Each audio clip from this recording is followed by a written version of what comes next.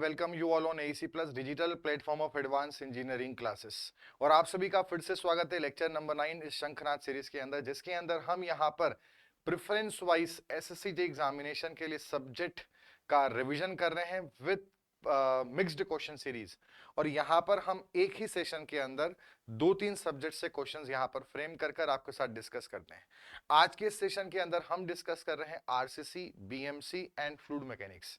तो मैं यहां पर इस सेशन में आपके लिए डिस्कस करूंगा फ्लूइड मैकेनिक्स, और आरसीसी और बीएमसी पार्ट डिस्कस करेंगे विजय सर। तो आइए ज्यादा देर ना करते हुए सेशन को हम स्टार्ट करते हैं। पर पहले मैं आपको थोड़ा सा शेड्यूल बता दूं, जो भी यहाँ पर ऐसे जो न्यू लर्नर्स हैं उन्हें पता होना चाहिए सीरीज के बारे में। तो जो शंखनाद सीरीज है इसके अंदर विजय सर और मैं मंडे टू फ्राइडे 4 PM पर यहाँ पर सिविल इंजीनियरिंग के सब्जेक्ट्स का मिक्स्ड क्वेश्चन सीरीज यहाँ पर आपके लिए लेकर आ रहे हैं। और सैटरडे एंड संडे के दिन स्पेशल मैराथन सेशन, जिसमें एक क्लास के अंदर पूरा सब्जेक्ट का कंप्लीट रिवीजन। और पिछले वीकेंड पे यानी संडे पर जो जा चुका है उसमें विजय सर ने वाटर सप्लाई इंजीनियरिंग का पूरा डिस्कशन किया, जो पूरा मैराथन सेशन था 4 घंटे का।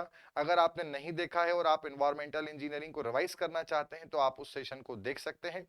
साथ में मैकेनिकल के लिए मैं और जितेंद्र सर यहाँ पर ट्यूसडे एंड सैटरडे को 12:30 बजे यहाँ पर सेशंस को लेकर आ रहे हैं।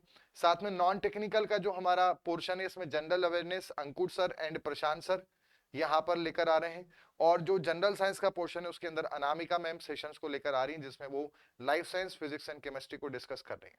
तो एक कंप्लीट शंखनाद सीरीज के अंदर एक कंप्लीट पैकेज प्रिपरेशन आपको यहाँ प्रोवाइड किया गया है, जिसमें आप कम टाइम के अंदर अपने सब्जेक्ट्स को इफेक्टिवली रिवाइज कर सकते हैं और अपने आप को एसएससी जेईई के लिए कंप्लीट रेडी कर सकते हैं।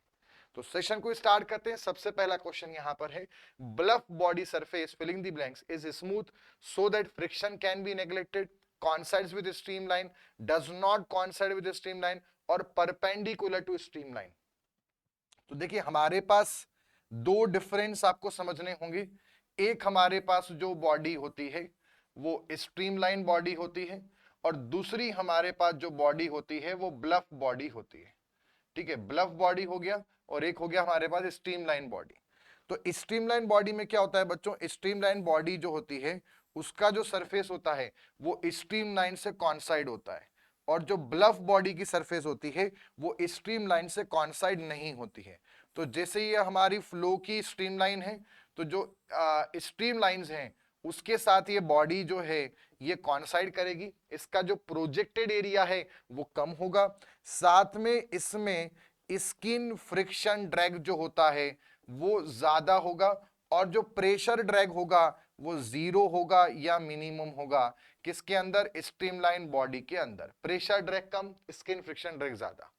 वहीं पे अगर हम ब्लफ बॉडी की बात करें तो ब्लफ बॉडी का प्रोजेक्टेड एरिया बहुत ज्यादा है। तो यहां पर जो प्रेशर ड्रैग है, जिसको हम फॉर्म ड्रैग भी बोलते हैं, प्रेशर ड्रैग बहुत मैक्सिमम होगा, और जो स्किन फ्रिक्शन ड्रैग है, जो स्किन फ्रिक्शन ड्रैग है वो जीरो लगेगा या वो मिनिमम लगेगा। इसमें यह भी ध्यान रखना है कि जो स्ट्रीमलाइन बॉडी होती है इसमें वेग फॉर्मेशन या फ्लो सेपरेशन बॉडी के जो ट्रेलिंग एज होता है, कौन सा एज, ट्रेलिंग, जहां पर बॉडी खत्म हो जाती है उसके बाद लगता है, उसके बाद डेवलप होता है। ठीक है, वेग फॉर्मेशन जो होगा वो बॉडी के खत्म होने के बाद होगा, जहां फ्लो सेपरेशन होगा। परंतु यहां पर बॉडी के चालू होते से ही यहीं पर तुरंत थोड़ी देर में ही वेग फॉर्मेशन यानी एडीज फॉर्मेशन या फ्लो सेपरेशन स्टार्ट हो जाता है। तो स्ट्रीमलाइन बॉडी में वेग फॉर्मेशन बाद में होगा at leading edge, not at trailing edge, not leading edge. Leading मतलब स्टार्टिंग वाला हिस्सा, तो ट्रेलिंग एज के बाद ही होगा फ्लो सेपरेशन, ये पूछते हैं। परंतु ब्लफ बॉडी में ट्रेलिंग एज के खत्म होने से पहले ही फ्लो सेपरेशन स्टार्ट हो जाएगा या वैक फॉर्मेशन होगा। सो ब्लफ बॉडी की जो सरफेस है वो स्ट्रीमलाइन से कॉन्साइड नहीं करती है, तो सही आंसर क्या होगा, C, does not coincide with the streamline. Coincide with the streamline कौन करता है, streamline body. Perpendicular to streamline bluff body की जो सरफेस है, अब आप बोलोगे कि सर यहां पर जैसे हमारे पास ब्लफ बॉडी है तो इसका जो एरिया है वो तो परपेंडिकुलर है, तो सर ये वाला जो ऑप्शन है ये भी तो सही होना चाहिए, परपेंडिकुलर टू स्ट्रीमलाइन, जो कि ब्लफ बॉडी में ये स्ट्रीमलाइन है और ये परपेंडिकुलर है। तो आपका डाउट बिल्कुल सही है। बट इस डाउट का रीजन समझना। होता क्या है, यहां पर जब हम परपेंडिकुलर बोलते हैं या पैरेलल बोलते हैं तो हम एरिया वेक्टर के बारे में बोलते हैं, और एरिया वेक्टर जो होता है वो बॉडी के जो प्रोजेक्टेड एरिया होता है, जो बॉडी का प्रोजेक्टेड एरिया होता है उसका परपेंडिकुलर होता है एरिया वेक्टर, जो एरिया की डायरेक्शन बताएगा।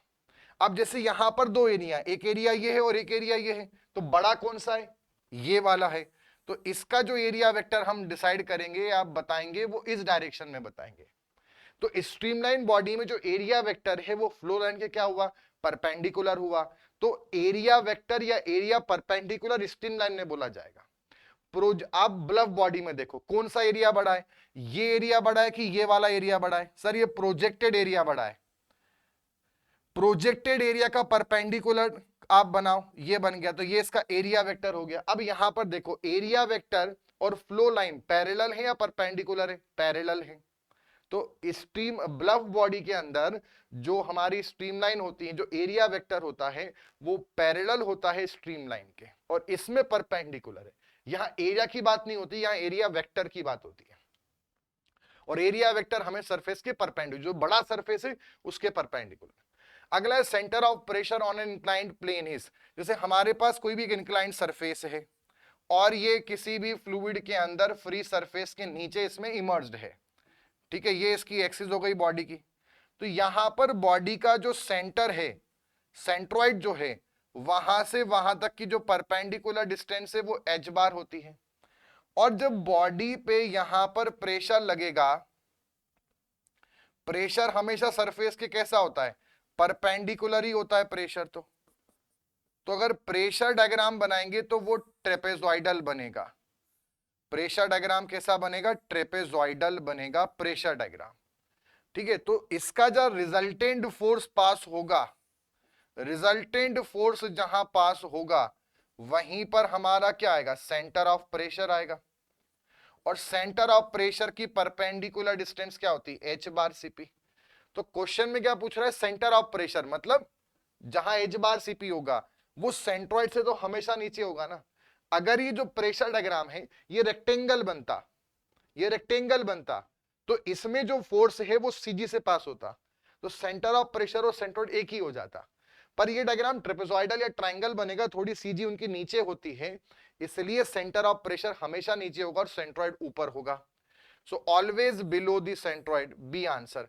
और आपको फॉर्मूला भी पता होगा, इसका फॉर्मूला होता है I G X X sine square theta upon A H bar plus H bar. तो अगर इसमें हम ध्यान से समझे बच्चों, तो इतना जो है वो तो एच बार हो ही गया, इतना तो एच बार हो गया, ठीक है, इतना तो एच बार हो गया, एच बार सीपी में ये टर्म भी आ रही है, मतलब जो इतनी टर्म है वो क्या है, वो इतनी टर्म है, ये जो इतना है ये है खाली इतना, मतलब हमेशा ही नीचे होगा। आगे बढ़ेंगे, separation of flow occur when the pressure gradient, देखो इसको जरा ध्यान से आप समझना। अगर आपसे बोला है कि अटैच्ड फ्लो, अटैच्ड फ्लो मतलब जहां पर फ्लो सेपरेशन नहीं हो रहा, तो उसकी कंडीशन क्या है, एक और होता है एट वर्ज ऑफ सेपरेशन, उसकी कंडीशन क्या है, और एक और होता है सेपरेटेड फ्लो या फ्लो सेपरेशन, उसकी कंडीशन क्या है वो मैं आपको बता देता हूं। इसमें समझना, अगर हमारा del u by del y greater than zero हो और साथ में del p by del x जो है इसका उल्टा याद रखना है, लेस देन जीरो, जब वेलोसिटी बढ़ेगी तो फ्लो सेपरेट थोड़ी हो रहा है, फ्लो तो आपके बढ़ रहा है, फ्लो वेलोसिटी बढ़ रही है, तो जब वेलोसिटी ग्रेडियंट पॉजिटिव हो और प्रेशर ग्रेडियंट नेगेटिव हो तब अटैच्ड फ्लो होता है, और ये फ्लो के लिए बहुत अच्छी कंडीशन होती है। वहीं पे सेपरेटेड फ्लो में जब आपका del u by del y negative होने लगता है, मतलब पार्टिकल रिवर्स आने लगते हैं, इसको बैक फ्लो बोलते हैं, और इसमें प्रेशर ग्रेडियंट उल्टा होगा, प्रेशर बढ़ेगा। वहीं पर यहां पर बात करेंगे तो वर्ज ऑफ सेपरेशन में del u by del y zero होगा, और साथ में del u del p by जो डेल एक्स है वो भी जीरो होगा। अब हमसे क्वेश्चन किसका पूछा है, फ्लो सेपरेशन पे प्रेशर ग्रेडियंट का क्या हाल है, तो फ्लो सेपरेशन जहां हो चुका है, ये तो वर्ज है मतलब होने वाला है, सेपरेशन जहां हो चुका है वहां प्रेशर ग्रेडियंट कैसा है, पॉजिटिव है, ठीक है, तो टेंड्स टू अप्रोचेस जीरो, है ना, तो ये हम ये कहां बोलेंगे, एट दी वर्ज पे बोलेंगे, तो ये आंसर नहीं हो सकता। बिकम्स नेगेटिव, नेगेटिव कहां होता है, अटैच्ड फ्लो में, नहीं बोल सकते। Reduces to a value when vapour formation start, vapour pressure atmosphere से नीचे होता है, वेपर मतलब बहुत कम प्रेशर होना, ठीक है, पर सेपरेशन जहां होता है वो प्रेशर बहुत ज्यादा होता है, कम नहीं होता, इसलिए ये आंसर भी गलत है। तो हम बोल सकते हैं चेंजेस एब्रप्टली, सी आंसर, क्योंकि पहले नेगेटिव था, फिर पॉजिटिव, फिर जीरो आ गया, और फिर एकदम से बढ़ते जा रहा है, एकदम बहुत तेजी से बढ़ेगा, तो इसको हम चेंजेस एब्रप्टली बोल सकते हैं या पॉजिटिव प्रेशर ग्रेडियंट बोल सकते हैं। जीरो से अगर बहुत हायर वैल्यू पर जाएगा तो बहुत तेज बदलेगा, तो चेंजेस एब्रप्टली उस हिसाब से करेक्ट है, और साथ में या तो पॉजिटिव प्रेशर ग्रेडियंट ऑप्शन हो तो वो करेक्ट होता। ठीक, टेंड्स टू अप्रोचेस जीरो कब होगा, जब वर्ज ऑफ, जब सेपरेशन होने वाला है, हो नहीं चुका, यहां क्या बोल रहा है, separation of flow occurs when, जब सेपरेशन हो रहा है तो उस समय प्रेशर ग्रेडियंट कैसा होगा। नेक्स्ट है, according to IS 456/2000 nominal cover for reinforcement in case of footing under very severe exposure condition. देखिए आपको मिनिमम कवर याद रखना है, स्लैब का, बीम का, कॉलम का और साथ में फुटिंग का। तो मिनिमम जो नॉमिनल कवर है वो यहां पर है 20 mm, यहां पर है 25 mm, यहां पर कॉलम के लिए है 40 mm और फुटिंग के लिए है 50 mm। तो ये ऐसे हमारे पास अलग अलग कंडीशन है, हमसे पूछा है फुटिंग के लिए, तो फुटिंग में हमारे पास सही आंसर कितना होगा, shall not be less then 50 mm, shall not be less then 50 mm, ये नॉमिनल कवर हमें ध्यान रखना है। ठीक है, अगर आपसे पूछते हैं मिनिमम ग्रेड क्या है, एक वो आपको अलग अलग स्ट्रक्चर्स के लिए भी वैल्यू में बता देता हूं। जैसे अगर हमसे पूछा है कि आरसीसी का जनरल कंस्ट्रक्शन है तो मिनिमम ग्रेड क्या होगा, फिर आपसे पूछेंगे पीसीसी सी वाटर में कितना है, अगर सी वाटर में पीसीसी कर रहे हैं तो कितना है, आरसीसी सी वाटर में कर रहे हैं तो मिनिमम ग्रेड क्या मेंटेन करना है, साथ में अगर हम वाटर टैंक में वाटर टैंक बना रहे हैं तो मिनिमम ग्रेड क्या रखना है, साथ में अगर हम pre tensioning pre stress concreting कर रहे हैं, प्री टेंशनड पीएससी, और वहीं पर एक और कंडीशन है पोस्ट टेंशनड पीएससी। अब इन सब के लिए हमसे मिनिमम ग्रेड भी पूछा जाता है, तो इसमें ध्यान रखेंगे अगर आरसीसी जनरल कंस्ट्रक्शन बोला है तो मिनिमम जो हमारा ग्रेड है वो हमारा है M20, पीसीसी सी वाटर बोला तो M20, आरसीसी सी वाटर बोला तो M30, वाटर टैंक बोला तो ऐसे केस में M30, प्री टेंशनिंग 3 अक्षर का है, पोस्ट टेंशनिंग 4 का है, उल्टा लिखना है, जहां 3 है वहां 4 लिखना है, जहां 3 है जहां 4 है वहां 3 लिखना है, और ऐसे 0 लगा दो, M40 M30, 3 में 4 और 4 में 3, प्री टेंशन में जो है बॉन्ड स्ट्रेस क्रिएट होता है और बहुत क्रिटिकल होते हैं, इसलिए प्री टेंशन में थोड़ा हायर ग्रेड कंक्रीट की रिक्वायरमेंट होती है, इतना हमें इसमें ध्यान रखना है। क्लियर, नेक्स्ट क्वेश्चन पर आते हैं। अगला हमारे पास है a one dimensional flow is one which, one dimensional flow का मतलब क्या है, जैसे जब भी कहीं भी फ्लो हो रहा है, ठीक है, किसी भी 3D स्पेस में फ्लो हो रहा है, तो हम वहां पर क्या करते हैं कि वेलोसिटी एक्स डायरेक्शन में भी है, वाई में भी है और जेड में भी है, जेड में है तो उसे डब्ल्यू से रिप्रेजेंट करते हैं, वाई को वी से, और एक्स में यू से रिप्रेजेंट करते हैं। तो जो 3D फ्लो की हमारे पास वेलोसिटी होती है वो क्या बनती है, u i cap plus v j cap plus डब्ल्यू के केप, ये हमारे यहाँ पर वेलोसिटी कंपोनेंट आते हैं, यू एक्स में है, वी जे में है, डब्ल्यू के में है, जेड डायरेक्शन में। अब इसमें क्या है कि अगर मान लो हम वन डायमेंशनल बोल रहे हैं, का मतलब है या तो सिर्फ वाई में हो रहा है, या तो सिर्फ W में हो रहा है, या सिर्फ X में हो रहा है, मतलब या तो सिर्फ X में है या Y में या Z में। अब कभी भी ऐसा होगा तो वन डायमेंशनल अगर X में हुआ, अगर वन डायमेंशनल Y में बोला, अगर वन डायमेंशनल मैंने Z में बोला, तो तभी बोल सकता हूं ना, जब सिर्फ X में बोला मतलब V और W को क्या होना पड़ेगा, 0, Y में बोला मतलब U W को क्या होना पड़ेगा, 0, और अगर Z में बोला तो U और V को क्या होना पड़ेगा, 0। मतलब जिस भी डायरेक्शन में आप बोलो अगर एक ही डायरेक्शन में है तो जो बाकी दो कंपोनेंट है उनको क्या होना पड़ेगा, जीरो। और जिसमें फ्लो हो रहा है उसके परपेंडिकुलर वाले हो, परपेंडिकुलर को हम ट्रांसवर्स बोलते हैं। तो सही आंसर क्या होगा, involves zero transverse component. Zero transverse component का मतलब क्या है, वेलोसिटी के कंपोनेंट जो ट्रांसवर्स हैं, जिस डायरेक्शन की हम बात कर रहे हैं उसके ट्रांसवर्स डायरेक्शन के वेलोसिटी कंपोनेंट जीरो होने चाहिए, तो वो वन डायमेंशनल फ्लो होगा। ठीक, यूनिफॉर्म तो तब होता है जब आपका चेंजेस फ्लो पैरामीटर का स्पेस के साथ जीरो हो जाए। स्टेडी यूनिफॉर्म तब होता है जब आपका टाइम के साथ भी जीरो हो जाए और स्पेस के साथ भी चेंजेस जीरो हो जाए। स्ट्रेट लाइन में होना कोई जरूरी नहीं है कि वो वन डायमेंशनल हो, उससे कोई मतलब नहीं। आगे बढ़ते हैं। नेक्स्ट है body float in stable equilibrium. ये मैंने कई बार इसको हमने डिस्कस किया है फ्लूइड मैकेनिक्स के सेशन में। स्टेबल, अगर हमसे एक तो कंडीशन हमसे पूछते हैं, एक कंडीशन हमसे पूछते हैं सबमर्ज्ड बॉडी की, और एक कंडीशन हमें याद रखनी है फ्लोटिंग बॉडी की। और मैंने यहां पर आपको ट्रिक भी दिया है, फ्लोटिंग बॉडी में हमें महात्मा गांधी याद रखने, सबमर्ज्ड बॉडी में हमें भगत सिंह याद रखने। ठीक है, भगत सिंह में आपको मैंने बताया कि बी और जी से याद रखना है, बी पहले आ रहा है, जी नीचे। कंडीशन तीन है, एक स्टेबल की है, एक न्यूट्रल की है और एक अनस्टेबल है। अगर बी ऊपर जी नीचे तो स्टेबल, अगर जी और बी कॉन्साइड तो न्यूट्रल, और अगर जी ऊपर बी नीचे तो अनस्टेबल इक्विलिब्रियम। ऐसे फ्लोटिंग बॉडी में देखें तो यहां भी तीन इक्विलिब्रियम कंडीशन है, एक तो स्टेबल, एक न्यूट्रल और एक अनस्टेबल। अब इस कंडीशन में यहां पर हमें याद रखना है महात्मा गांधी। ठीक है, अगर m पहले है और g, m g जो है वो मेटासेंट्रिक हाइट है, तो m ऊपर g नीचे तो स्टेबल, m और g कॉन्साइड तो न्यूट्रल, और अगर g ऊपर m नीचे तो अनस्टेबल।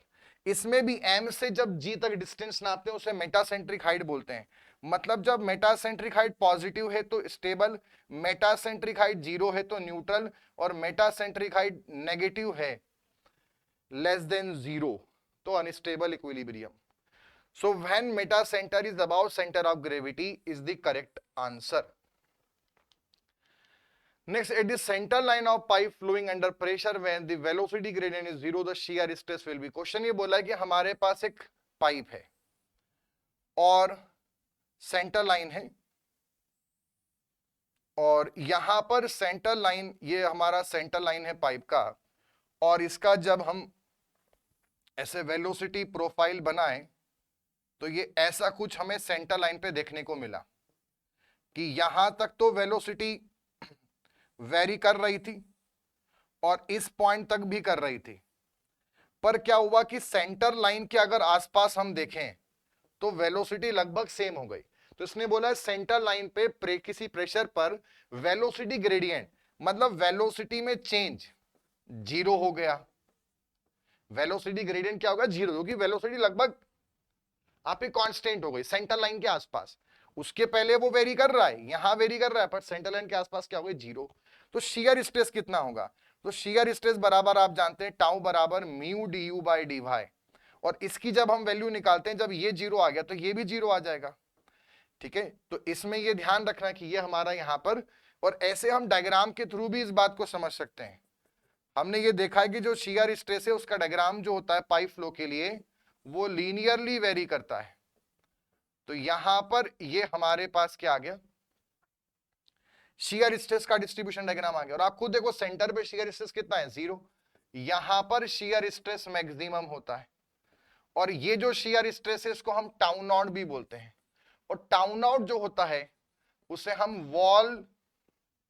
वॉल शियर स्ट्रेस बोलते हैं, wall shear stress maximum shear, उसको हम निकाल सकते हैं। और जो वॉल शियर स्ट्रेस है under root tau naught by rho, इससे हम निकालें तो हमें यहां से मिलता है वी एस्ट्रिक, और वी एस्ट्रिक जो होता है उसे हम बोलते हैं वॉल शियर वेलोसिटी, जो कि बाउंड्री लेयर फ्लो में डिजाइनिंग में यूज किया जाता है। Wall shear velocity turbulent flow और बाउंड्री लेयर थ्योरी के अंदर। तो वॉल शियर वेलोसिटी का फॉर्मूला भी ध्यान रखना है, under root tau naught by rho, और टाउ नॉट क्या है, वॉल शियर स्ट्रेस, जो मैक्सिमम शियर स्ट्रेस है।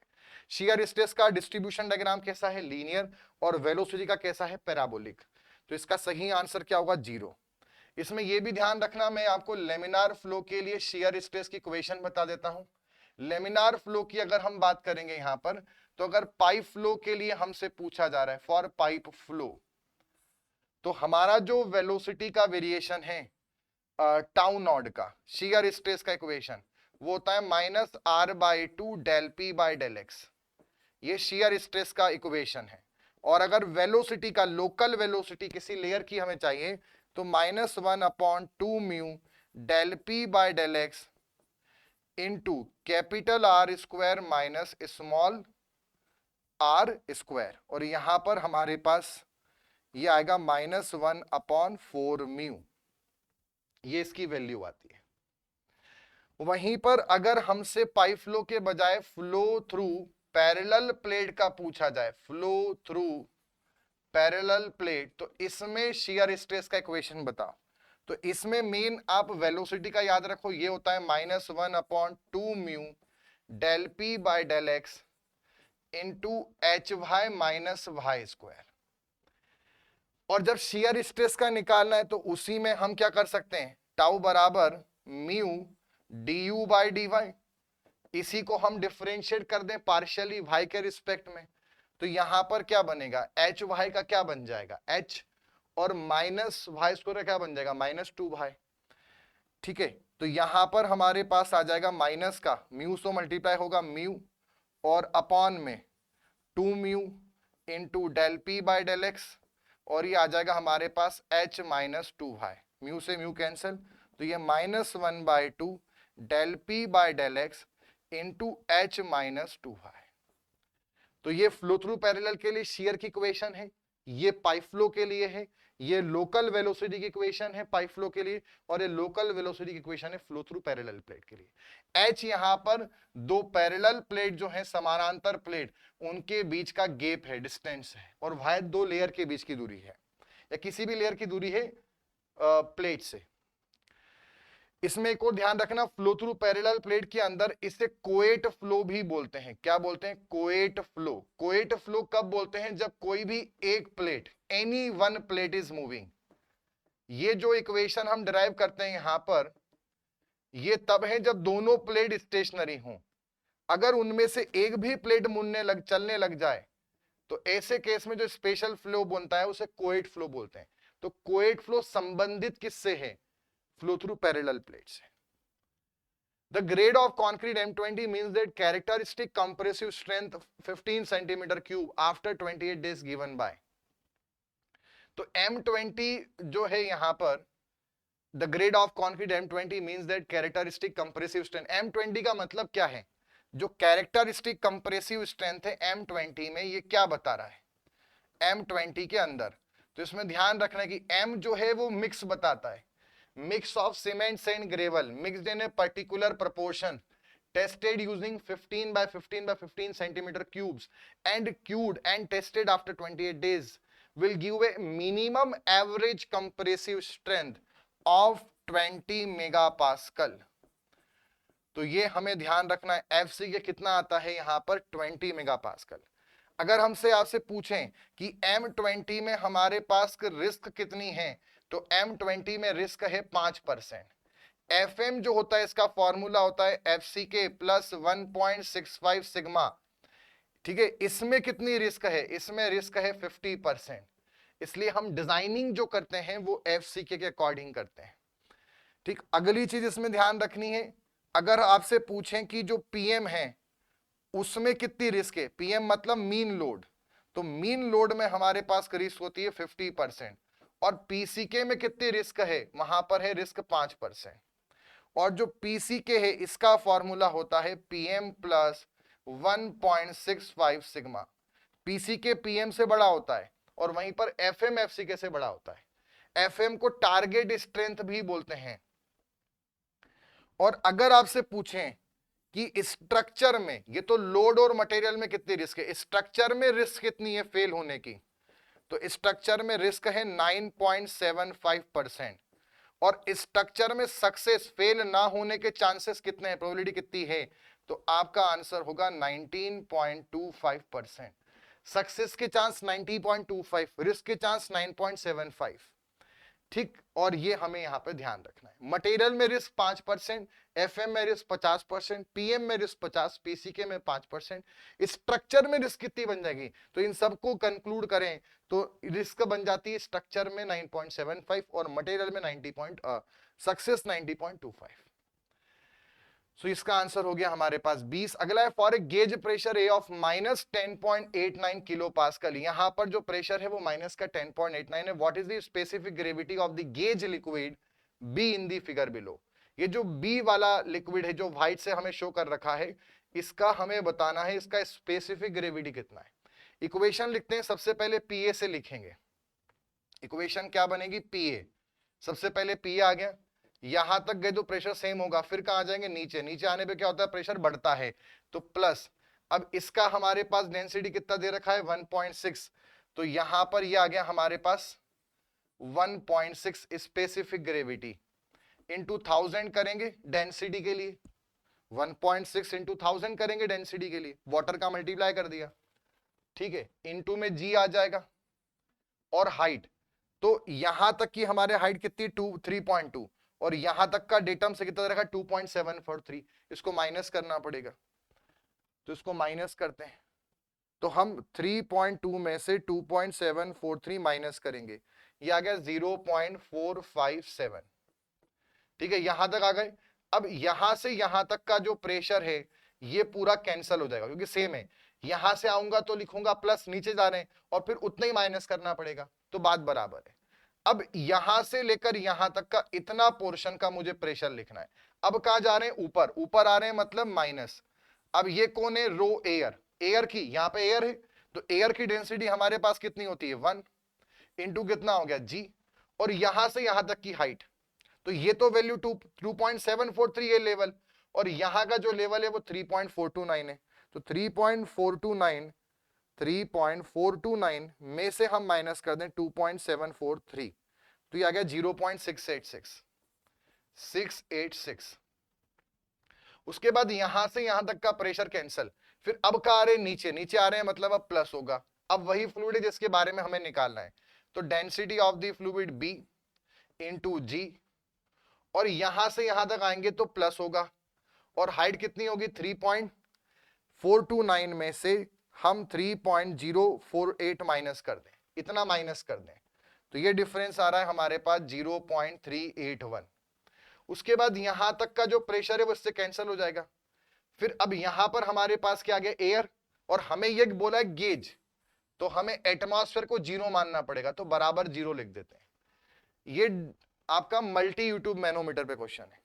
अब ए पर प्रेशर कितना बोला है, माइनस का 10.89, मतलब वैक्यूम है बट उन्होंने माइनस बोला है तो हम माइनस लगाएंगे। किलो पास्कल, तो हमें 1000 का यहां पर मल्टीप्लाई करना पड़ेगा, प्लस ये हो गया 1.6 into 10 to the power 3 into g into 0.457, और साथ में यहां पर आ गया माइनस का जी इंटू 0.686, और प्लस ये आ गया रो बी इंटू जी इंटू 0.381 बराबर 0।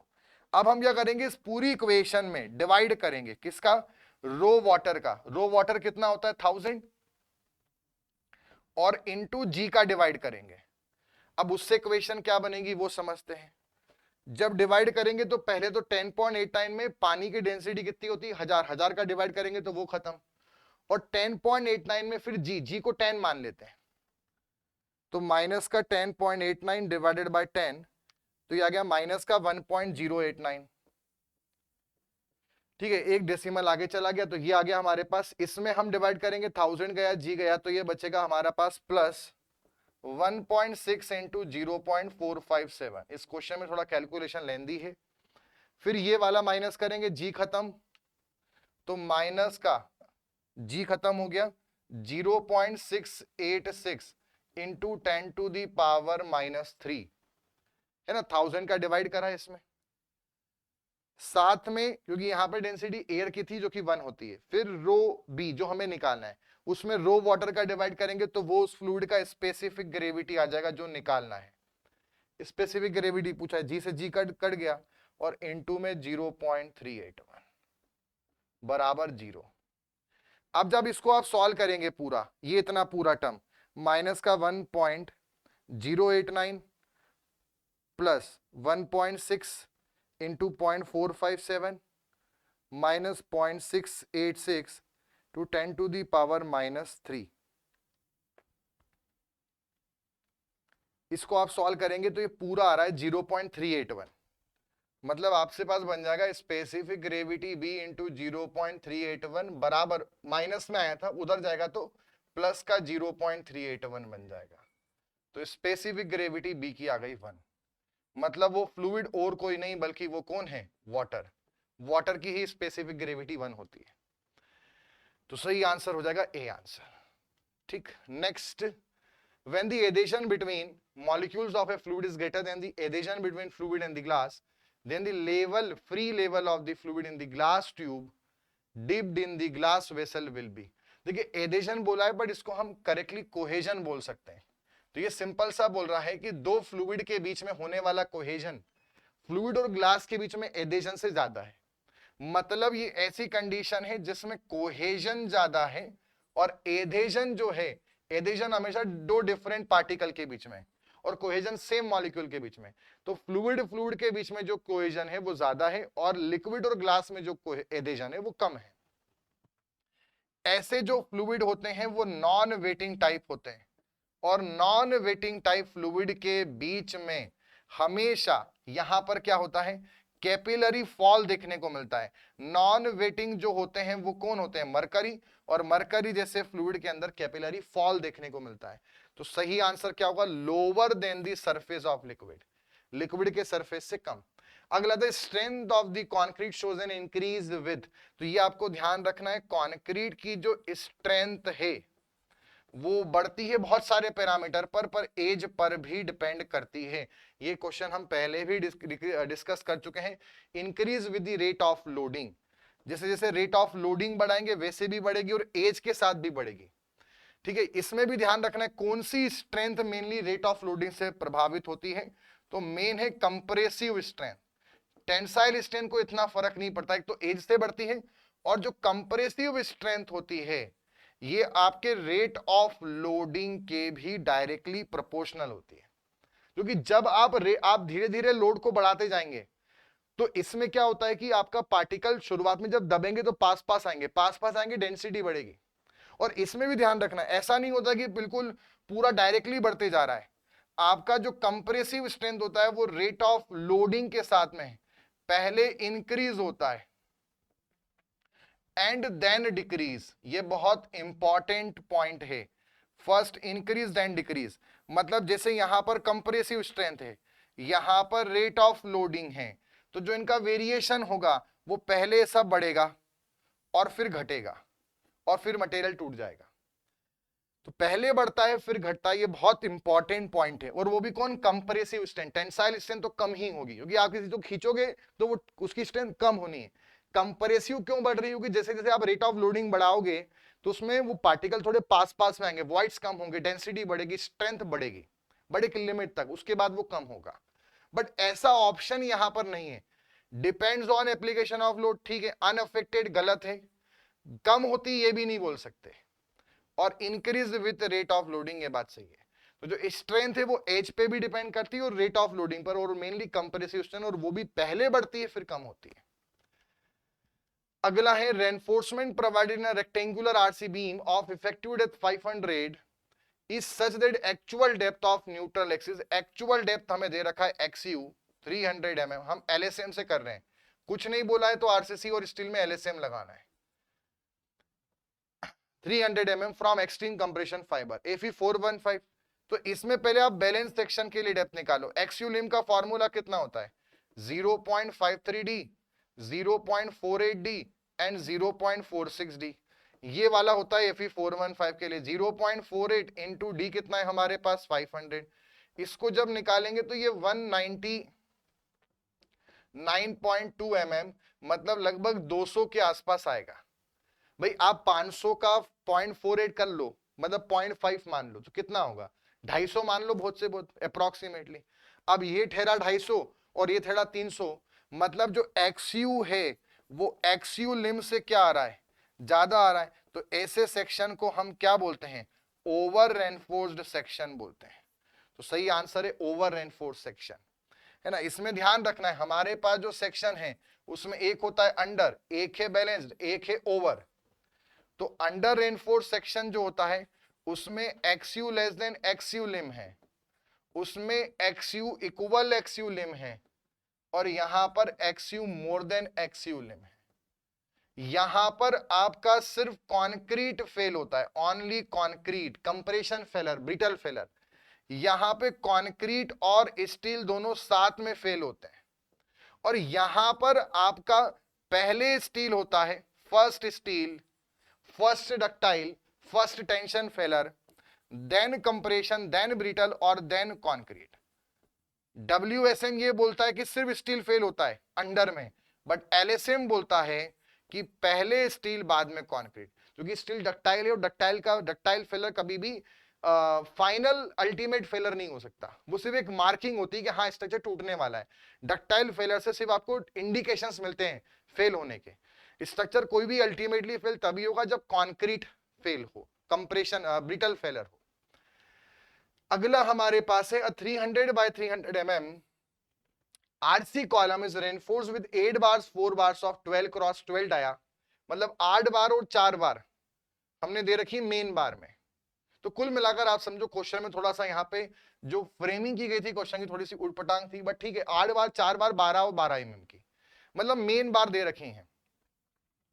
तो मेन बार जो लॉन्गिट्यूडनल बार है उसका डायामीटर हमारे पास कितना है? 12 mm। उसके बाद डायालेटरल हमारे पास कितना है? डायालेटरल हमारे पास है 6 mm। हमारे पास जो LLD है, लीस्ट लेटरल डायमेंशन, वो कितना है? 300 mm।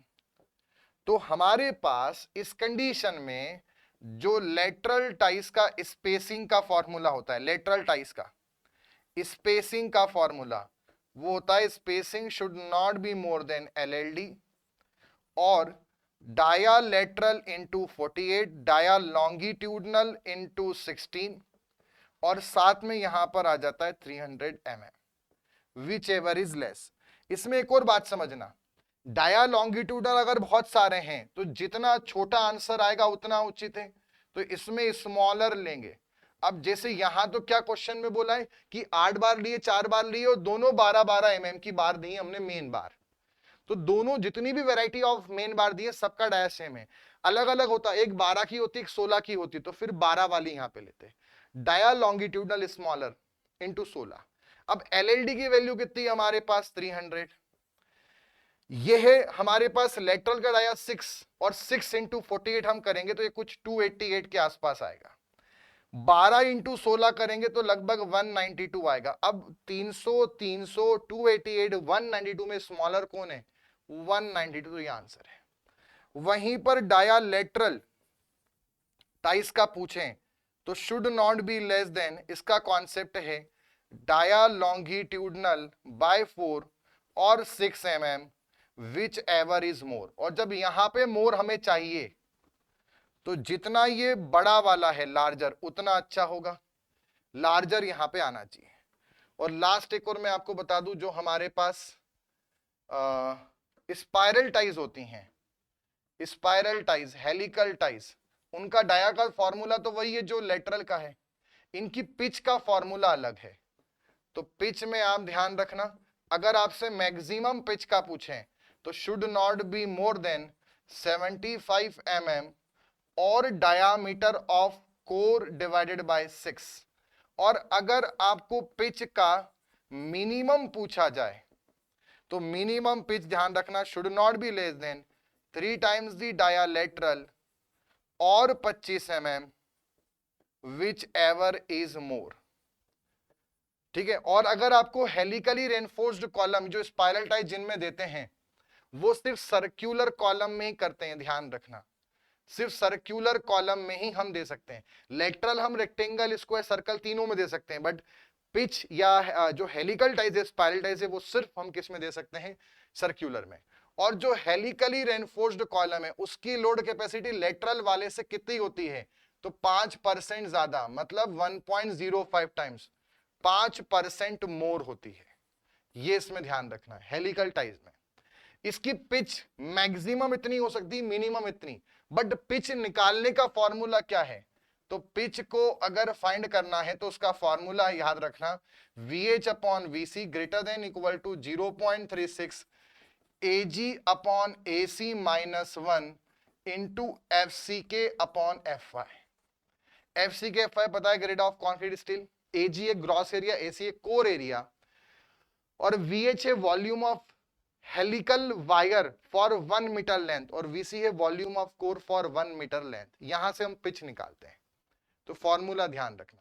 The value of Poisson ratio, concrete का जो पॉइजन रेशियो की वैल्यू होती है वो होती है 0.1 टू 0.2।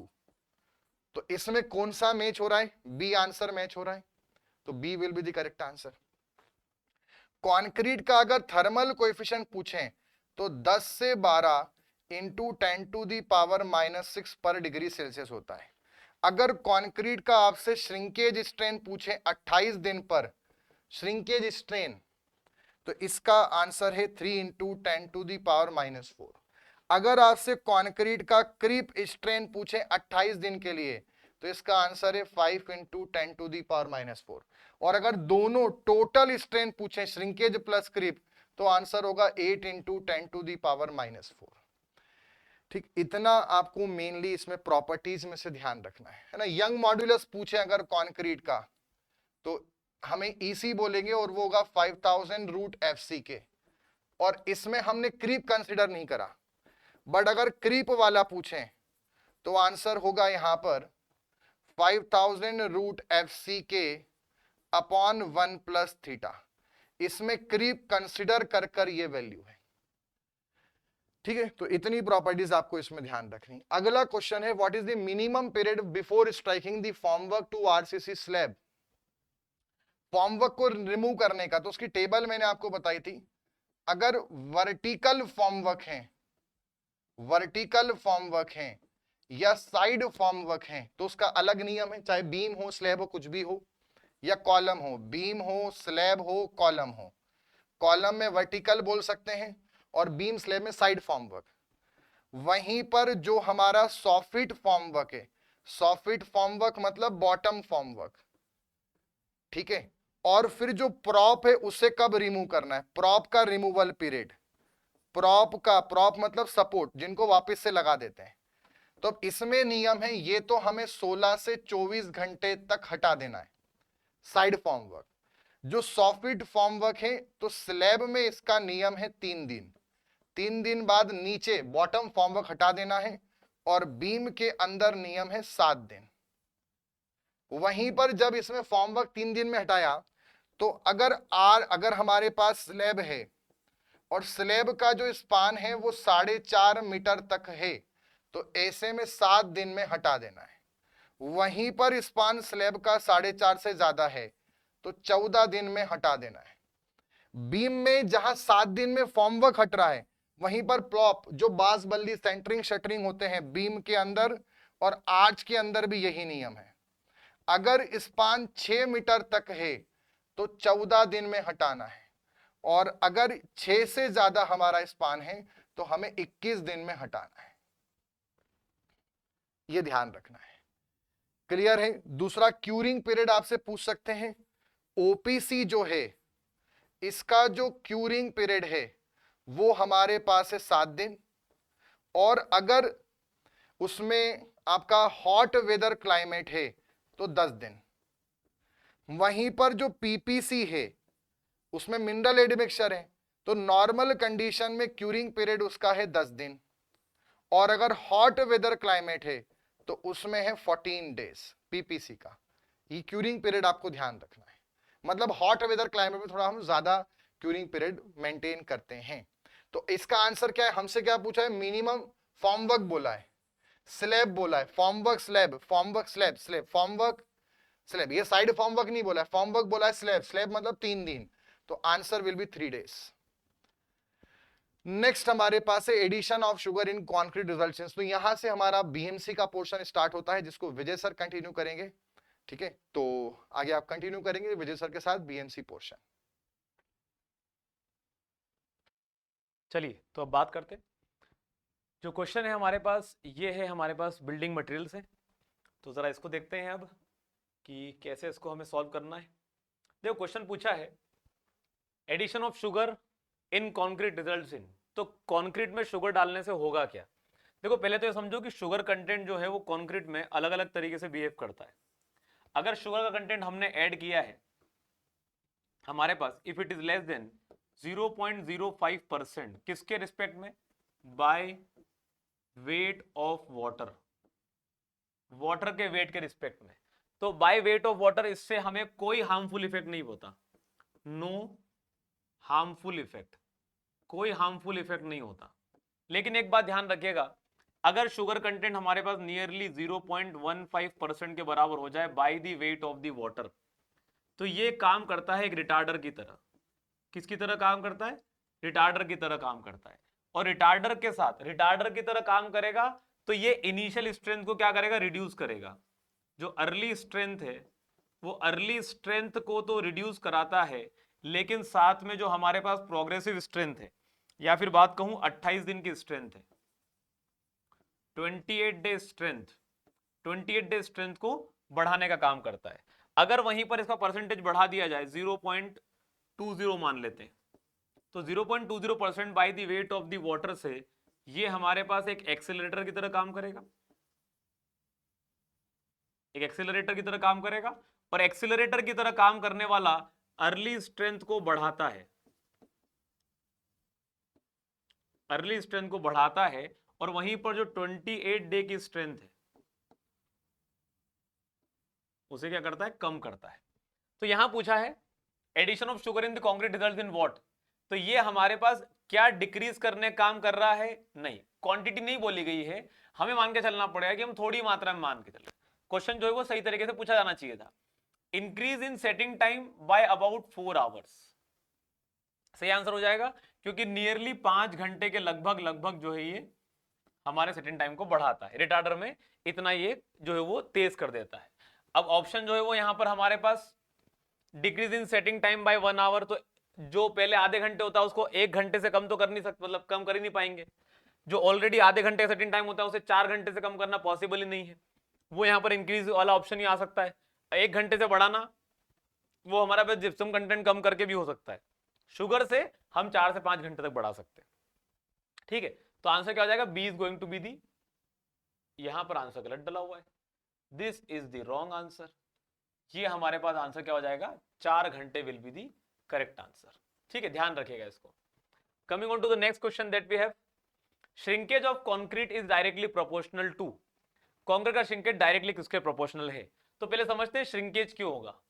श्रिंकेज क्यों होगा कॉन्क्रीट के अंदर, क्योंकि हमारे पास जब सीमेंट का हाइड्रेशन होता है, सीमेंट का जब हाइड्रेशन होता है तो हाइड्रेशन के टाइम पर what happens is heat release होती है। और हीट रिलीज होने से what is happening is heat ज्यादा रिलीज होती है, तो हीट के कारण से हमारे पास मॉइस्चर का लॉस ज्यादा होता है, मॉइस्चर का लॉस ज्यादा होता है। और मॉइस्चर का लॉस ज्यादा होने से क्या दिक्कत होगी, हमारे पास यहां पर वॉल्यूम इसका जो है वो रिड्यूस होना चालू होगा। मतलब कि कंक्रीट के अंदर श्रिंकेज आएगा और श्रिंकेज बढ़ेगा। श्रिंकेज के बढ़ने के टाइम पर व्हाट हैपेंस इज को हमारे पास हमारे सीमेंट की टेंसाइल स्ट्रेंथ तो अच्छी नहीं होती, टेंसाइल स्ट्रेंथ तो अच्छी नहीं होती हमारे पास, इस कारण से यहां पर क्रैकिंग डेवलप होना चालू हो जाती है, जिसे कहते हैं श्रिंकेज क्रैक्स। तो shrinkage of concrete is directly proportional to what, तो वो सीमेंट कंटेंट की वजह से होगा। सीमेंट कंटेंट ज्यादा होगा तो श्रिंकेज बढ़ेगा, कम होगा तो कम हो जाएगा। सैंड कंटेंट से हम क्या करा सकते हैं, हम यूनिफॉर्म सेटिंग करा सकते हैं। एक तो यूनिफॉर्म सेटिंग कराने में काम करता है ये, और दूसरी चीज एग्रीगेट कंटेंट जो है वो हमारे पास ये भी यूनिफॉर्म सेटिंग कराता है, लेकिन ये स्ट्रेंथ डेवलपमेंट या फिर स्ट्रेंथ अच्छी देने का काम करता है। Temperature of water will not lead to shrinkage of concrete, हाँ, पर इससे हमारे पास वर्केबिलिटी इफेक्ट होती है, वर्केबिलिटी इफेक्ट होती है, और हमारे पास सेटिंग टाइम जो है वो अफेक्ट होता है। तो आंसर क्या हो जाएगा, A is going to be the correct answer. अगले क्वेश्चन पे चलते हैं। Which one of the following properties of a plastic concrete is modified by the air entering agents. Air entering agents का मतलब क्या होता है, एयर एंटरिंग एजेंट्स मतलब वे एजेंट्स होते हैं जिनमें क्या होते हैं, टाइनी एयर बबल्स होते हैं। क्या होते हैं, टाइनी एयर बबल्स होते हैं। तो टाइनी एयर बबल्स क्या करेंगे, टाइनी एयर बबल्स जो है वो ल्यूब्रिकेशन इफेक्ट कराएंगे। क्या कराएंगे, ल्यूब्रिकेशन इफेक्ट कराएंगे। और ल्यूब्रिकेशन इफेक्ट कराने के साथ साथ हमारे पास ये हमारे कंक्रीट की वर्केबिलिटी बढ़ा देते हैं। तो ल्यूब्रिकेशन इफेक्ट बढ़ाने से ये वर्केबिलिटी बढ़ा देते हैं। क्या कर देते हैं, वर्केबिलिटी बढ़ा देते हैं। और वर्केबिलिटी बढ़ाते वक्त एक और बात ध्यान रखना है कि वर्केबिलिटी बढ़ाते वक्त what is basically happening is हम lower water cement ratio generally maintain करके चलते हैं। तो lower water cement ratio maintain करते टाइम हमारे पास पानी का कंटेंट कम हो जाता है, तो इनसे ब्लीडिंग भी कम हो जाती है। और साथ में हमारे पास अगर हमारा मिक्स जो है वो कंप्लीटली ज्यादा वाटर कंटेंट वाला नहीं है, तो सेग्रीगेशन के इफेक्ट भी ज्यादा नहीं बनेंगे। क्लियर है बात, तो ये भी कम हो जाता है।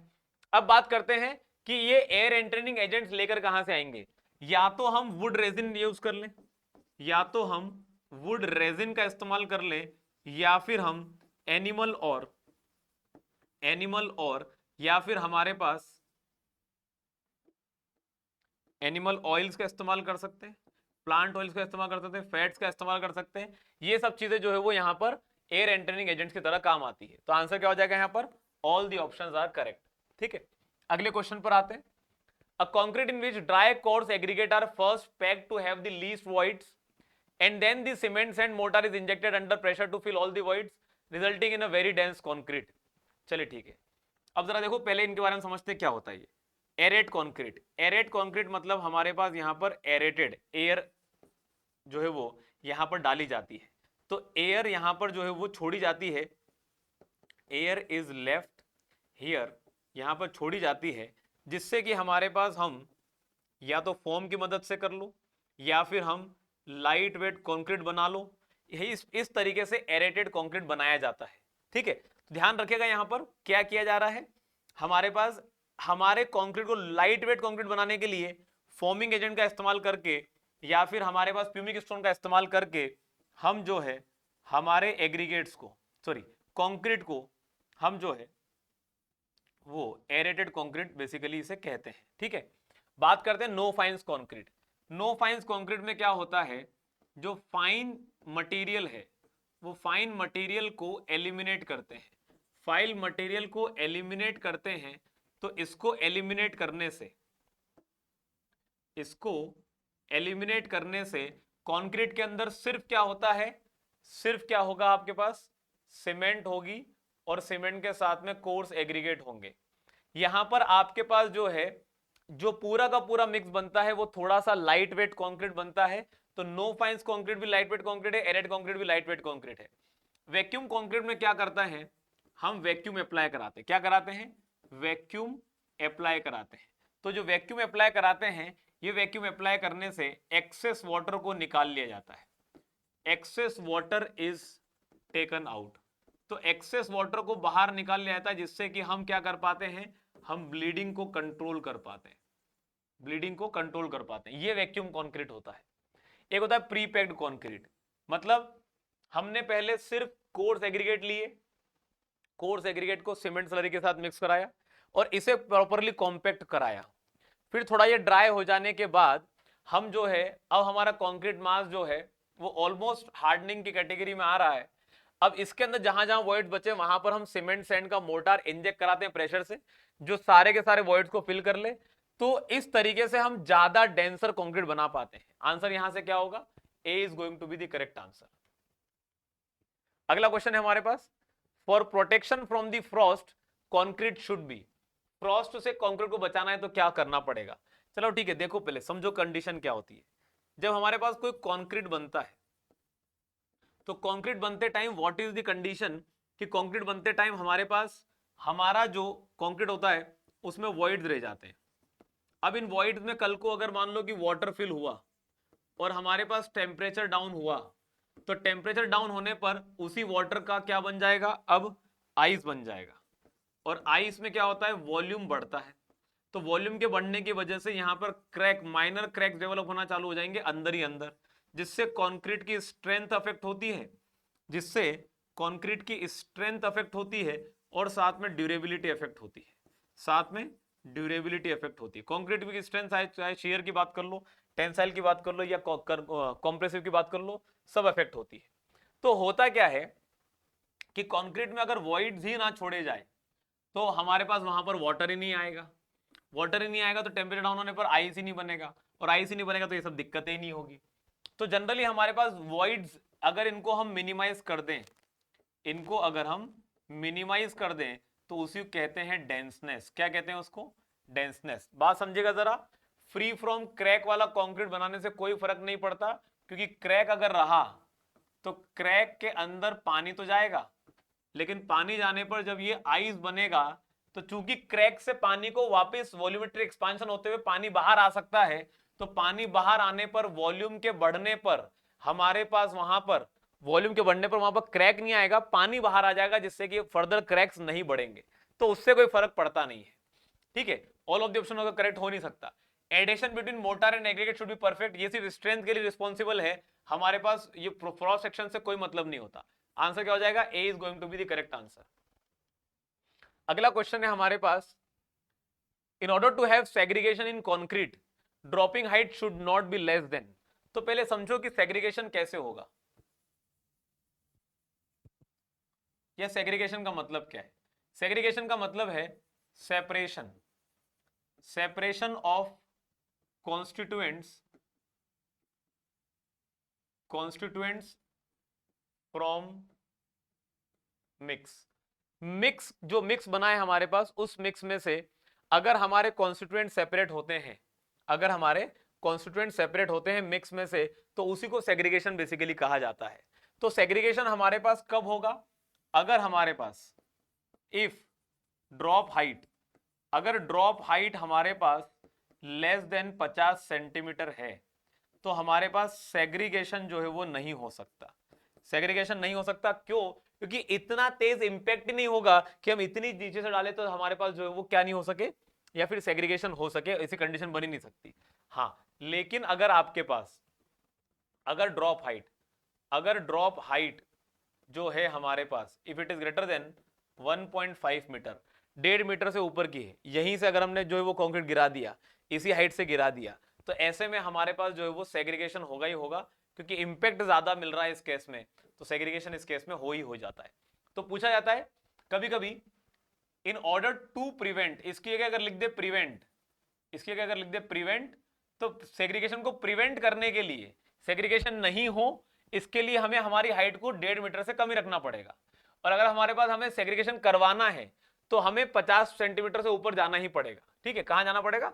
50 सेंटीमीटर से ऊपर जाना ही पड़ेगा, तो ही सेग्रीगेशन हो सकता है। कितना हो वो हमारे पास जो है वो अभी इसकी कंडीशन है नहीं। ठीक है, तो यहां पर पूछा है in order to have segregation in concrete dropping height should not be less than, इससे कम नहीं होना चाहिए, इससे ऊपर होगी तो जरूर होगा, कम मात्रा में होगा, लेकिन हाँ सेग्रीगेशन को मिनिमम रखना है, थोड़ा बहुत तो होगा ही होगा 1.5 मीटर की हाइट पे मिनिमम, मतलब इससे ऊपर जाएंगे तो होगा ही होगा ज्यादा, मिनिमम रखना है तो हमारे पास हमारी ड्रॉप हाइट 1.5 मीटर से कम होनी ही चाहिए। आंसर क्या हो जाएगा? B is going to correct answer. Water absorption for class A type of roof tiles, ये पहले हम बात कर चुके हैं, मैंगलोर पैटर्न टाइप की टाइल्स होती है जिनमें क्लास डबल ए के लिए हमारे पास 18% होता है, और वहीं क्लास ए के लिए हमारे पास 20% होता है। तो आंसर क्या हो जाएगा? 20 से 24% would be the correct answer. अगला क्वेश्चन है, the main object of compaction of concrete. तो ये जब ऐसे ऑप्शंस आते हैं ना, इनको बहुत बारीकी से पढ़ना रहता है, बहुत बढ़िया तरीके से कॉन्सेप्ट हमारे क्लियर होने चाहिए, वरना हम गलत कर बैठेंगे। तो कंक्रीट में कॉम्पेक्शन कराते क्यों है? कॉम्पेक्शन इसलिए कराते ताकि वॉइड ना छूटे, क्योंकि डेंस कंक्रीट चाहिए। अभी देखो, अभी हमने देखा डेंस कंक्रीट चाहिए, क्योंकि वॉइड रहे तो फ्रीजिंग एंड थॉइंग के केस में कंक्रीट खराब हो जाता है।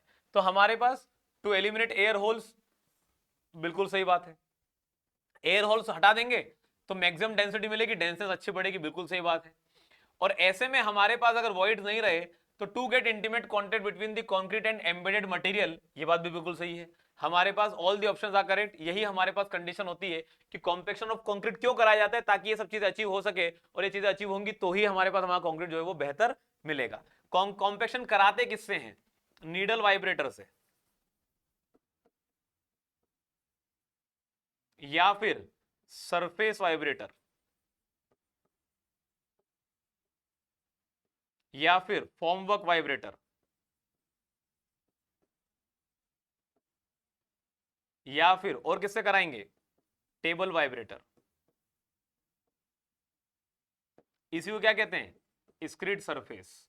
इसी को और क्या कहते हैं, पोकर। और क्या कहते हैं, इंटरनल। ठीक है, टेबल मोल्ड, फॉर्मवर्क वाइब्रेटर को बेसिकली और क्या कह सकते हैं हमारे पास, ठीक है, एक्सटर्नल कह सकते हैं इसे, रेफर्ड एज एक्सटर्नल। तो ये कुछ नाम है अलग अलग हमारे पास वाइब्रेटर से जो कॉम्पैक्शन ऑफ कंक्रीट कराने में मदद कराते हैं। आंसर क्या हो जाएगा, all the options are correct. Steam curing is not use with, तो स्टीम क्यूरिंग किसके लिए इस्तेमाल नहीं की जाती, पहले हमने कई बार पढ़ा है, स्टीम क्यूरिंग करने से जो 28 दिन की स्ट्रेंथ होती है उसे हम रिड्यूस कराकर लेकर आ सकते हैं किसमें, 1 से 2 दिन की स्ट्रेंथ में। तो ये बहुत ज्यादा कारगर होती है। अब स्टीम क्यूरिंग से क्या होता है, सफिशिएंट अमाउंट ऑफ मॉइस्चर तो अवेलेबल होता है, लेकिन हम excess of amount of heat दे देते हैं जिससे कि प्रोसेस बहुत फास्ट हो जाती है। ऑर्डिनरी पोर्टलैंड सीमेंट में इस्तेमाल कर सकते हैं, बिल्कुल सही बात है। रैपिड हार्डनिंग सीमेंट में इस्तेमाल कर सकते हैं, बिल्कुल सही बात है। हमारे पास हाई एल्यूमिना सीमेंट में जनरली इसका इस्तेमाल नहीं करते क्योंकि ऑलरेडी एल्यूमिना कंटेंट ज्यादा है, ऑलरेडी एल्यूमिना कंटेंट ज्यादा है, जिससे कि हमारे पास एक्सेस ऑफ हीट पहले ही रिलीज हो रही है, एक्सेस ऑफ हीट पहले ही रिलीज हो रही है। हमारे पास यहाँ पर स्ट्रेंथ डेवलपमेंट पहले ही तेज होता है। अगर हमने करा दिया तो हमारे पास यहाँ पर बहुत ज्यादा तेजी से रिएक्शन होगी, जिसको हम कंट्रोल नहीं कर पाएंगे, तो श्रिंकेज क्रैक्स आने के चांसेस बढ़ जाते हैं। हम नहीं चाहते ऐसा हो, इसलिए हाई एल्यूमिना सीमेंट में जनरली इसको प्रेफर नहीं किया जाता। ठीक है, ऑल द ऑप्शन करेक्ट नहीं आएगा, आंसर कौन सा होगा, C is going to be the correct answer. अगला क्वेश्चन है, for a satisfactory workable concrete with a constant water cement ratio, अगर वाटर सीमेंट रेशियो वही रखना है सेटिस्फैक्टरी वर्केबिलिटी के लिए, तो हमारे पास increase in aggregate cement ratio से क्या फर्क पड़ेगा, increase in aggregate cement ratio. तो एग्रीगेट सीमेंट रेशियो बढ़ाने का मतलब होता है एग्रीगेट बढ़ेगा और सीमेंट कम होगा। इसका मतलब आपके पास आपका जो मिक्स है वो कैसा होता जाएगा, एक तो पहली बात लीन मिक्स हो जाएगा। तो लीन मिक्स के केस में एक तो वर्केबिलिटी रिड्यूस होती है, लेकिन पूरा satisfactory workable concrete with constant water cement ratio, water cement ratio उतना ही है, एग्रीगेट बढ़ा दोगे तो लीन मिक्स बनेगा, वर्केबिलिटी थोड़ी कम होती है क्योंकि आपके पास ल्यूब्रिकेशन इफेक्ट थोड़ा कम हो जाएगा। लेकिन हमारे पास यहां पर और क्या बात देखने को मिल सकती है, एग्रीगेट बढ़ेगा, सीमेंट कम होगा, बाइंडर की वैल्यू कम हो जाएगी, बाइंडर कंटेंट कम हो जाएगा, तो ऐसे केस में स्ट्रेंथ का डेवलपमेंट भी क्या हो जाता है, हमारे पास थोड़ा कम हो जाता है। तो increase in strength of concrete बिल्कुल भी नहीं, decrease in strength of concrete बिल्कुल सही बात है, no effect on strength of concrete ये हो ही नहीं सकता क्योंकि बाइंडर मटेरियल कम हो रहा है। तो आंसर क्या हो जाएगा, B is going to be the correct answer. Increase in strength of concrete, aggregate cement ratio पूछा है, तो इंक्रीज करेंगे ये होगा ये होगा ये होगा, तो सीमेंट कम हो जाए, बाइंडर कम हो जाएगा। हाँ, ये गलत आंसर दे रखा है, यहाँ पर आंसर गलत दे रखा है। How can we basically be incorrect, concept के साथ चल रहे हैं तो आंसर तो हमारा बी ही होना चाहिए। बढ़ते हैं आगे, the development of strength of cement and its fineness are, जो सीमेंट की डेवलपमेंट है, सॉरी स्ट्रेंथ की डेवलपमेंट है, सीमेंट की फाइननेस के साथ कैसे फर्क पड़ती है। देखो एक चीज हमने बारीकी से पढ़ी है कि फाइननेस के बढ़ने से क्या होता है, सरफेस एरिया या स्पेसिफिक सरफेस एरिया बढ़ता है, और स्पेसिफिक सरफेस एरिया बढ़ता है तो हमारे पास अगर हम बात करें रेट ऑफ रिएक्टिविटी बढ़ती है, सीमेंट की रेट ऑफ रिएक्टिविटी बढ़ती है, और रेट ऑफ रिएक्टिविटी बढ़ती है तो हमारे पास यहां पर हीट ऑफ हाइड्रेशन भी बढ़ेगा, हीट ऑफ हाइड्रेशन भी बढ़ेगा, और हीट ऑफ हाइड्रेशन बढ़ने से जो rate of gain of strength है, जो rate of gain of strength है वो भी बढ़ेगा। लेकिन उससे दो समस्या आना चालू हो जाती है। क्या समस्या आना चालू हो जाती है, फाइननेस के ज्यादा होने से हमारे पास हमें वाटर कंटेंट भी ज्यादा लगेगा, वाटर कंटेंट हमारे पास रिक्वायर्ड वो भी ज्यादा लगेगा, और साथ ही साथ यहां पर चांसेस ऑफ क्रैकिंग भी बढ़ जाती है। तो एक बात तो जाहिर सी बात है कि development of strength of cement and its fineness are related to directly proportional हो जाएंगे। जैसे जैसे फाइननेस बढ़ाओगे rate of gain of strength बढ़ेगा, तो हमारे पास यहाँ पर डायरेक्टली प्रोपोर्शनल कहा जा सकता है। आंसर क्या हो जाएगा? A is going to be correct answer. The minimum average compressive strength of common burn clay bricks of class 3.5 as per IS 1077 1992। देखो ये क्वेश्चन जो है, जो आप लेके चल रहे हो, ये सारे क्वेश्चन एसएससी के प्रीवियस ईयर से क्वेश्चन है, और आपको पता चलेगा कि ये क्वेश्चन कई बार रिपीट हुआ है, अलग अलग पेपरों में रिपीट हुआ है। तो किसी भी common burned class, common burned clay bricks होती है तो अलग अलग क्लास डिफाइन करती हैं, जो क्लास का नाम होता है वही उसकी न्यूटन पर एमएम स्क्वायर में स्ट्रेंथ होती है। आंसर क्या हो जाएगा इसका? A is going to be the correct answer. Question है अगला, flash set of ordinary Portland cement paste is. तो ऑर्डिनरी पोर्टलैंड सीमेंट पेस्ट जो होता है हमारे पास, उसमें फ्लैश सेटिंग का मतलब क्या होता है? अब जरा देखो यहां पर समझ में आएगा, आपको कॉन्सेप्ट समझ में आएगा। हमने सीमेंट में डाला C3A जो कि क्या कराएगा? फ्लैश सेटिंग कराएगा। लेकिन हमने C3 के साथ में क्या डाल दिया? जिप्सम डाल दिया। और जिप्सम का काम क्या होता है? वो फ्लैश सेटिंग को रोकता है, फ्लैश सेटिंग को डिले कराता है। लेकिन अगर हमने प्रपोर्शन, परसेंटेज ऑफ जिप्सम कम हो गया, तो हमारे पास फ्लैश सेटिंग होगी। क्या होगी? फ्लैश सेटिंग बढ़ेगी।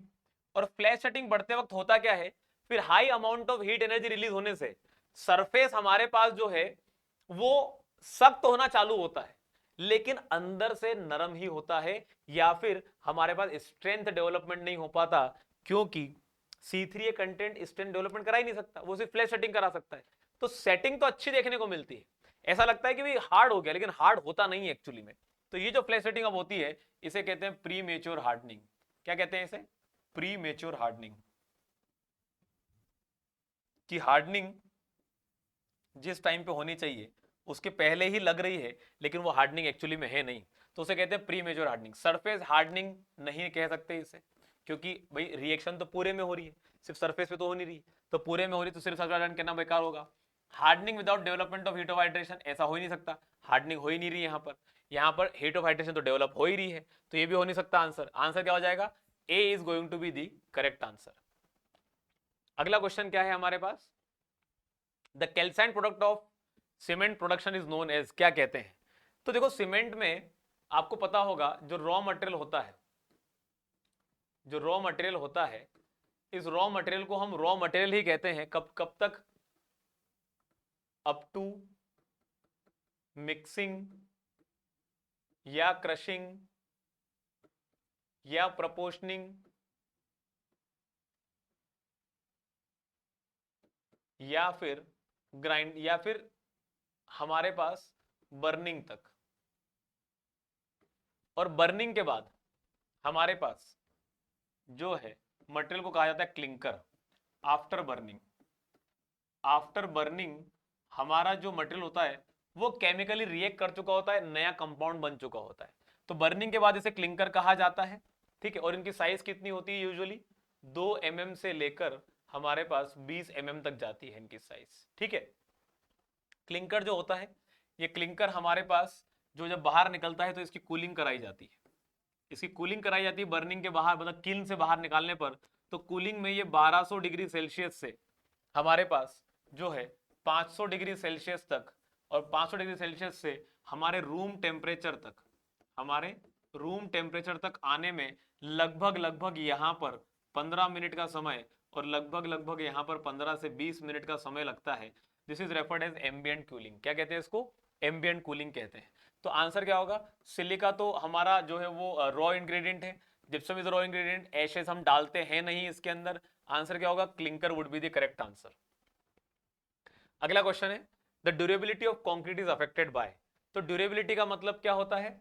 ड्यूरेबिलिटी का मतलब होता है कि हमारे पास क्वालिटी, क्वालिटी की बात चलती है यहाँ पर, quality with respect to time अगर हमारे पास घटती चली जाए, क्वालिटी विथ टाइम अगर घटती चली जाए तो उसे कहते हैं ड्यूरेबिलिटी को अफेक्ट होना या ड्यूरेबिलिटी डिक्रीज होना। तो कंक्रीट में से क्या चीजें हैं जिसकी वजह से हमारे पास ड्यूरेबिलिटी अफेक्ट हो सकती है? तो जरा ध्यान दीजिएगा, एक प्रॉपर्टी है कि हमारे पास अगर हम बात करते हैं कंक्रीट की, कंक्रीट की बात कर लो या सीमेंट की बात कर लो, तो कंक्रीट हमारे पास, कंक्रीट की प्रॉपर्टी है रेजिस्टेंस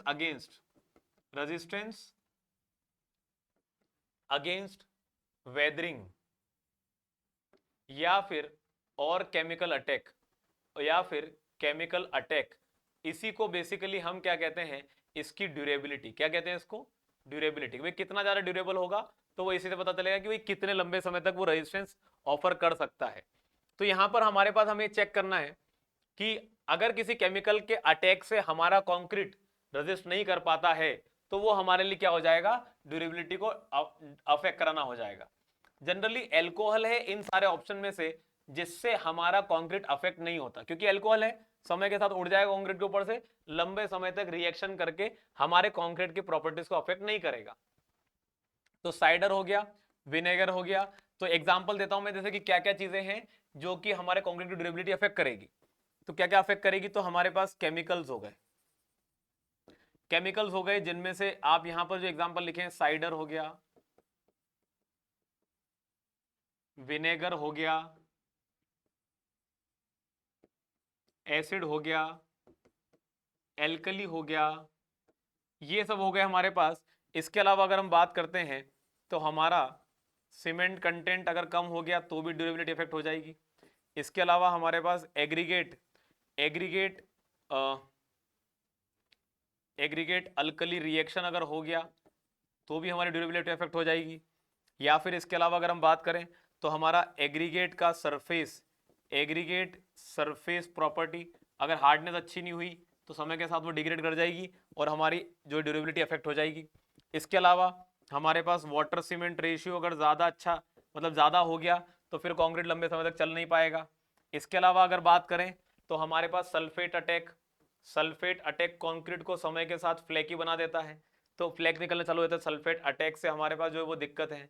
तो ये कुछ प्रॉपर्टीज हैं। इसके अलावा और क्या ड्यूरेबिलिटी इफेक्ट करेगी, तो हमारे पास फ्रीजिंग एंड थोइंग साइकिल अगर ज्यादा लंबे समय तक चलेगी तो कंक्रीट के अंदर कंटिन्यूसली छोटे छोटे क्रैक डेवलप होते चले जाएंगे, तो फ्रीजिंग और थोइंग साइकिल से भी हमारी कंक्रीट जो है वो अफेक्ट होती है। तो ये भी एक हमारे लिए पॉइंट हो जाएगा। तो ये हमारे लिए जो है वो आंसर क्या बनता है यहाँ पर, D is going to be the correct answer. ठीक है, तो ये था हमारे पास हमारा आज का ये सेशन। इस सेशन को एंड करने से पहले एक बेसिक इन्फॉर्मेशन आप लोग देना चाहूंगा कि crash course is available on the AEC plus application. आपकी प्रिपरेशन जितने बढ़िया तरीके से हो सकती है उन सारी चीजों को ध्यान में रखते हुए इस क्रैश कोर्स को जो है वो लॉन्च किया गया है। अगर आप चाहते हैं कि एंड मोमेंट पे अपनी प्रिपरेशन को बेहतर कर सकें तो उसके लिए बेस्ट तरीका है enrol in this crash course, जिसमें कि आपको टेस्ट सीरीज भी आपको फ्री मिलने वाली है। It is also available for the mechanical engineering. And at last I would like to thank you all for joining in this session और मिलते हैं अगले सेशन में। Till then, goodbye.